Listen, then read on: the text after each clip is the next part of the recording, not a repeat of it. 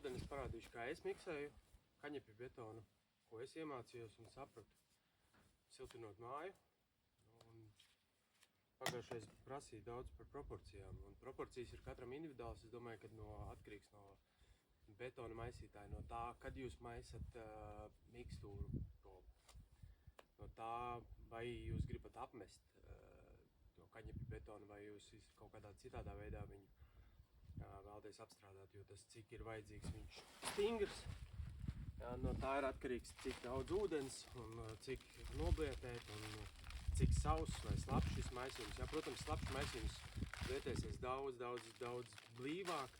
Ja viņš ir pamircis, ja kaņepju spaļi ir pamirkuši ūdenī, slapji jau, teiksim, dienu vai divas, ja viņi paliek mīkstāki un viņus samaisot, jūs viņus pēc tam blietējat. Un, protams, tad šī masa ir daudz blīvāka, cietāka virsmā, un tur var mest apmetumu virsū, iespējams vēl kaut ko. Es pat pieļauju, ka var gatavot gatavus jau blokus, veidņus, plāksnes šādā te veidā. Ja ir vajadzīgs, kā manā gadījumā, zem vēja plāksnes, tad masa varbūt ir irdenāka, līdz ar to viņa varbūt ar mazāku ūdeni netik pamirkusi, vairāk virstoša. Bet tā maisīšana, nekāda kosmosa zinātne tur nav. Svarīgi ir saprast, kādi jums ir apstākļi. Es to beigās sapratu, ka ir jādara vienā konkrētā vietā, kur es izberu spaļus zemē uz tenta, lai viņus varētu sasmalcināt, lai neveidotos kunkuļi maisot.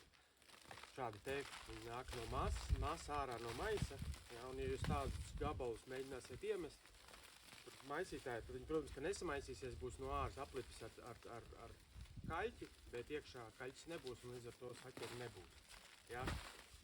Vai tas ir svarīgi vai nē? It kā nē, bet ir stulbi, ja ir viendabīga masa un kaut kur masā ir šāds te gabals, jo uz virsmas tas ir apkārt gabalam būs caurumi, nenoblietēsies. Un tā masa nebūs viendabīga, un grūtāk būs viņu pildīt. Tā kā pirmais vieta, kur izbērt kaņepes, spaļus, paši spaļi. Spaļi, manā gadījumā, viņi nāk maisos šādos te. Un,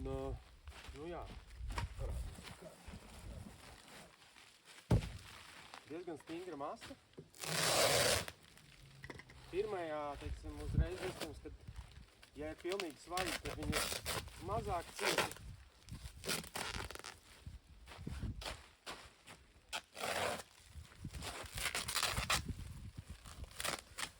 Bet šādi te, pa lielam manā gadījumā klucis. Un saprasēts klucis nāk ārā no maisa. Un pirmais darbs, tas ir viņu sasmalcināt tā, lai viņš ir strādājams. Un tas prasa laiku, to iespējams izdarīt mazliet jau iepriekš. Es vispār sagatavoju masu šobrīd tā, ka es samaisu vienu kravu motoblokam ar gatavu maisījumu, jo viņš necietē, nežūst tik ātri. Un tad es viņu vedu uz vietu, kurus viņi iestrādāja jau tālāk. Ja ir vairāk cilvēki, tad vispār forši var sagatavot un tik vest klāt un uz vietas jau cilvēki pako un trombē. Un tad viss ir baigi ātri un baigi viegli. Tad kaņepes, tas būs pats svarīgākais.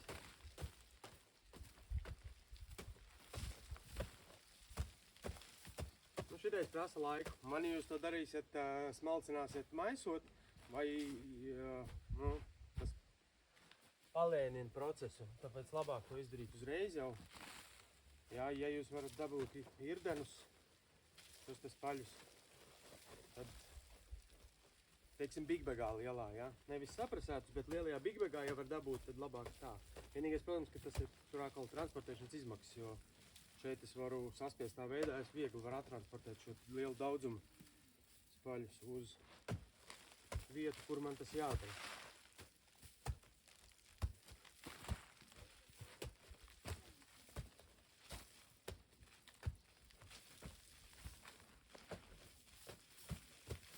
Protams, ir daudz cilvēku, kad viens maisa, viens smalcina, 10 pako. Teikt tā, pie miksera vajadzētu kādus 2 cilvēkus ideāli. uz sienas, protams, ir divreiz vairāk cilvēku. Tad uz sienas būtu jāstrādā 4, 5 cilvēkiem, tad vispār easy. Manā gadījumā es un sieva un puika palīdz, bet tas notiek tik ātri, kā gribētās.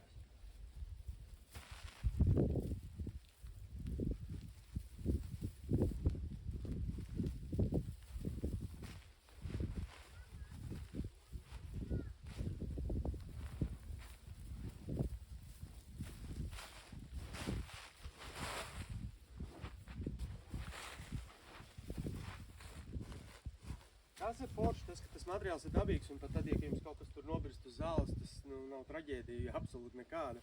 Vienkārši satrūdēs. Vienas ziemas laikā noteikti.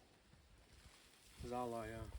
Bet, tur, kur es miksēju ar kaļķi kopā, tur es viņu, to kas bija sabirs, redzēju jau vēl kaut kādu gadu pēc tā pirmā mikša. Tā kā tik ātri viņš arī netrūd.